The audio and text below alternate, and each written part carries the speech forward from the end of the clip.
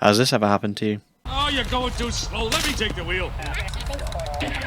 It's too fast! When I first got the F-14 and started using TWS, it was a steep curve. It was my first TWS capable jet, as it was Sky Guardians back then, and the F-14 was the only plane with TWS in the US tree. And the only one with active radar homing missiles in the game, with the exception of the anti-ship missiles on the 20. Anyway, selecting targets was quite the complex ordeal, until I saw the setting that caught my eye. I looked up its use, and it fit my needs exactly. I used it for a while, found it useful, but since I played a lot of non-TWS planes at the time, it seemed an obstacle at times. But nowadays, with the amount of active radar homing missiles a plane can manage simultaneously, along with the number of missiles in the air at any given time, the chances of accidentally tracking an enemy missile are high.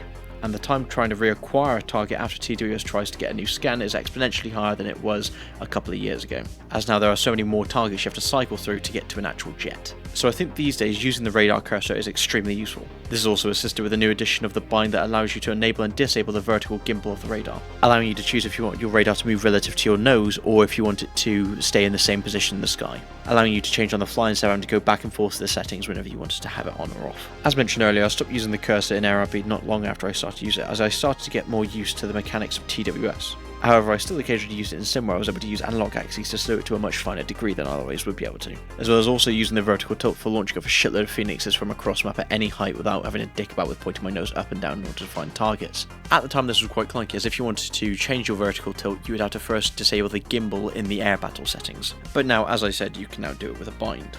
Speaking of, let's go over the binds. I use my arrow keys to steer the cursor up, down, left and right, and page up and page down for the vertical tilt. To bind these settings, set these three binds to what is now shown on screen.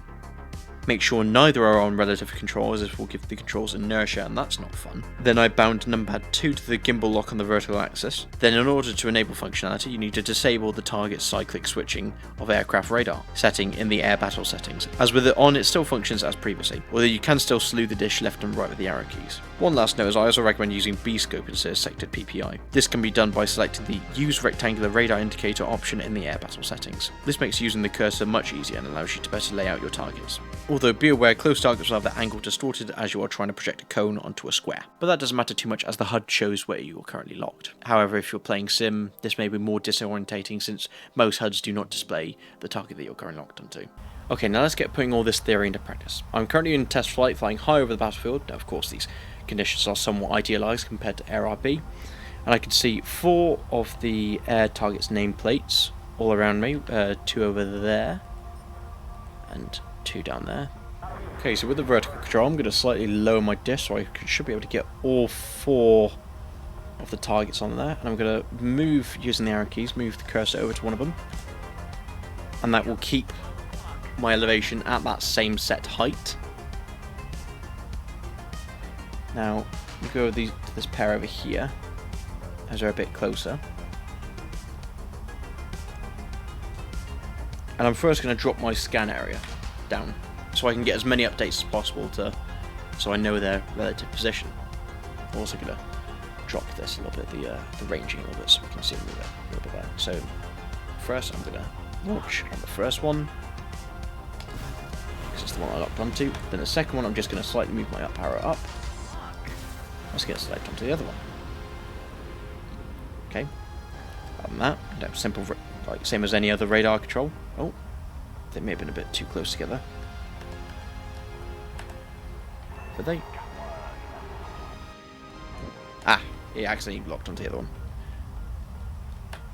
Yeah, that's because he was moving away. Same as always, just lock on like so. For else fails, you can also lock on as you normally would.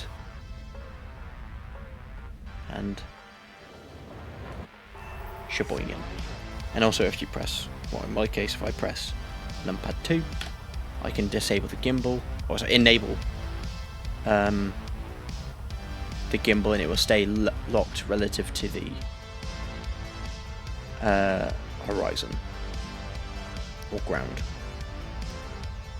I can still move that up and down, it's just instead of being locked to the nose of where my aircraft is pointing, it'll be locked to.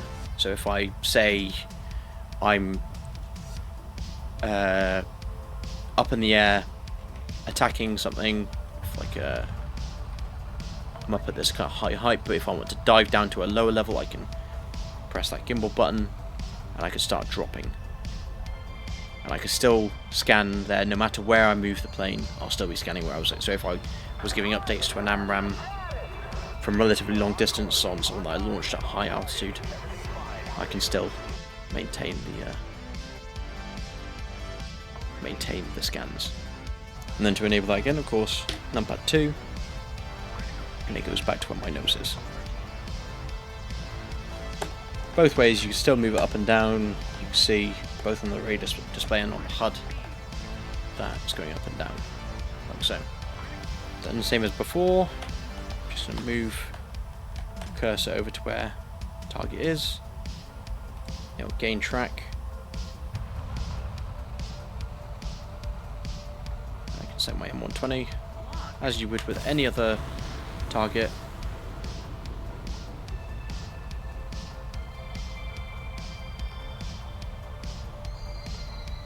In this case I'm locking only because it's rear aspect, so it might not work. There we are. And then quickly lock onto him. It's TWS moment.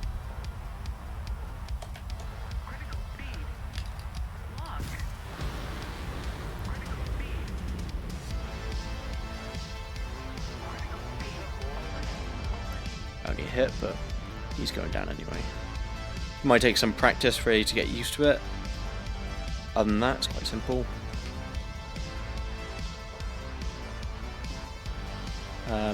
And if you're locked onto a target and you wish not to be locked onto them anymore, you can quite simply break that lock by, so if I'm point my dish, here are these dudes, if I lock it in, and I want to go and move the dish onto someone else, or I want to scan a different part. Either I could break with either just moving the cursor, and that just defaults it back to where the height it was previously scanning at, or I could press page up and page up down to move the dish up and down, and that will also break the lock. Now, while I'm showing this with only 4 planes in the air, it may seem quite pointless, but if you're in a game where you have anywhere from 12 to 16 players that each have anywhere from 2 to 10 AMRAAMs, you can see how quite quickly it might be quite hard to actually try and get a lock on your target. When right at the start of the game, obviously everyone's starting to sling off all their AMRAAMs at once, so trying to lock onto something that's not a plane might be quite a pain. And if you're unsure how to determine whether a target is a missile or not, it mostly is intuition. If you see one target that's specifically a lot more fast than all the other targets on the scope, there's a chance it might be a missile. Like if you see the velocity vector is unusually long. Now that NCTR, or non-cooperative target recognition, has been added to the game, you can also see if a target is a missile just by using that. If you have the obviously the kind of earlier systems on the FA-18, for example, it will only say missile, multi-engine, so on and so forth. But if you've got something like the Eurofighter, some of the newer planes, it will actually give exact recognition on what plane they are. It won't say exactly what missile they are, it will just still tell you it's a missile, or a rocket in this case, as it says in the game. Anyway, that's pretty much it for this video. Short one, I know, but it's a small video in a relatively niche setting in War Thunder. Although I still managed to somehow yammer my way into however long this video ends up being. Anyway, there is now a Discord server, link in the description. It's not that much at the moment, just a place where you lot can join and discuss topics you like, such as War Thunder and a couple other popular games, as well as tech and engineering if you're interested in the same shit the same way I am. But the server's been around for about a year and a half. I've just not posted a link to it as I've wanted to wait until I reached a couple more subs.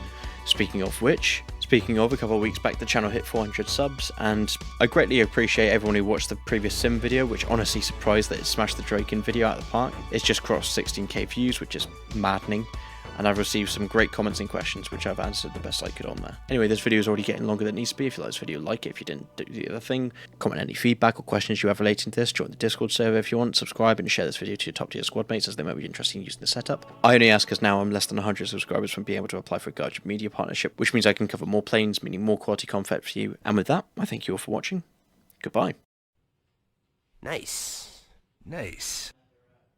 Nice. Nice. Nice.